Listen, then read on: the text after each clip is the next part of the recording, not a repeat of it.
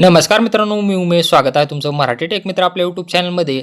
घरकुल योजनेची यादी जाहीर झालेली आहे आणि 15 ऑगस्ट 2026 रोजी ग्रामसभेमध्ये ही जी यादी आहे त्या यादीचं वाचन करण्यात आलेलं आहे.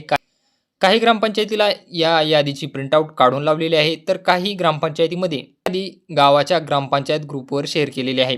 जर या यादीमध्ये तुमचं नाव असेल तर तुम्हाला घरकुल कधी मिळणार आहे आणि तुम्ही आवास प्लस 2024 ॲप्लिकेशनमध्ये सर्वे केलेला असेल, परंतु तुमचं यादीमध्ये नाव नसेल, तर तुम्ही काय करायचं आहे? यासंबंधीचे सर्व प्रश्न तुम्हाला या व्हिडिओमध्ये पाहायला मिळतील. त्यामुळं व्हिडिओला शेवटपर्यंत नक्की पहा. जर व्हिडिओ आवडला तर व्हिडिओला लाईक आणि चॅनलला सबस्क्राईब करायला विसरू नका.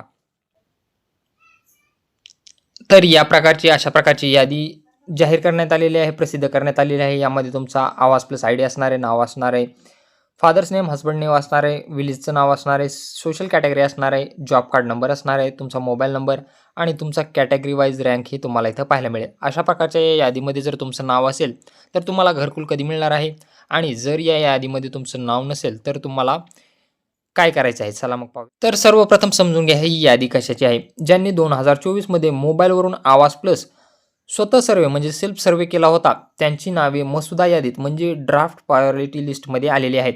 केंद्र व राज्य सरकारच्या प्रधानमंत्री आवास योजना ग्रामीण PMAY अंतर्गत आवास प्लस 2024 ची प्राथमिक मसुदा यादी प्रसिद्ध करण्यात आली आहे. महत्त्वाचे मुद्दे काय काय आहेत यामध्ये पाहू शकता. मसुदा यादी आहे ही म्हणजे ड्राफ्ट लिस्ट आहे. सर्वेनुसार तयार झालेली प्राथमिक यादी आता उपलब्ध झाली आहे. 2. विशेष ग्रामसभेत होणार अंतिम निर्णय. 15 ऑगस्ट रोजी होणाऱ्या विशेष ग्रामसभेमध्ये ही मसुदा यादी वाचून दाखवली जाणार असून ग्रामसभेच्या मंजुरीनंतरच ही यादी अंतिम फायनल केली जाईल. म्हणजे ही जी यादी आहे ती फक्त ड्राफ्ट यादी आहे. यामध्ये फायनल जे नावं करायचे आहेत ते कुठं केले जाणार आहेत? ग्रामसभेमध्ये केले जाणार आहेत.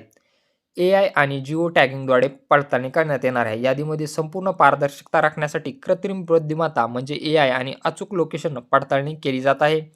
तक्रार किंवा आक्षेप असल्यास जर समजा तुमचं या यादीमध्ये नाव नसेल तर तुम्हाला काय करायचं आहे? तुम्ही जर सर्वे केला असेल परंतु तुमचं नाव जर आलेलं नसेल तर तुम्हाला ग्रामसभेमध्ये काही कारणास्तव अपात्र ठरवले गेले असेल तर तुमच्या जिल्ह्यातील अपीलीय समितीकडे दाद मागण्याची संधी मिळणार आहे. जर तुमचं नाव नसेल, तुम्हाला ग्रामसभेमधून काही कारणास्तव जर अपात्र ठरवलं तर तुम्ही कुठं दाद मागू शकता? जिल्हास्तरीय अपील समितीकडे तुम्ही दाद मागू शकता.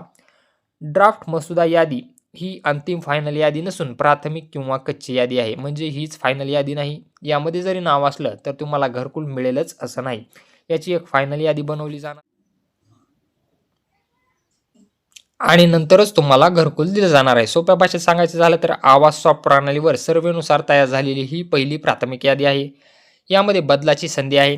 यादीतील एखादी व्यक्ती अपात्र असल्यास, उदाहरणार्थ आधीच पक्के घर असणे, गावात न राहणे, त्याचे नाव वगळले जाऊ शकते किंवा पात्र असून नाव राहिले असल्यास त्यावर आक्षेप नोंदवता येतो. अंतिम रूप नंतर मिळेल.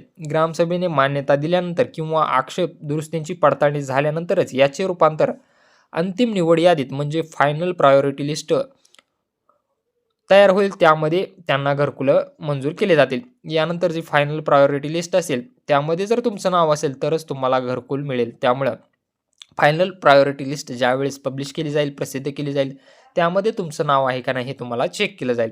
तर असा हा महत्त्वपूर्ण असा व्हिडिओ होता. जर व्हिडिओ आवडला असेल तर व्हिडिओला लाईक आणि शेअर करायला विसरू नका.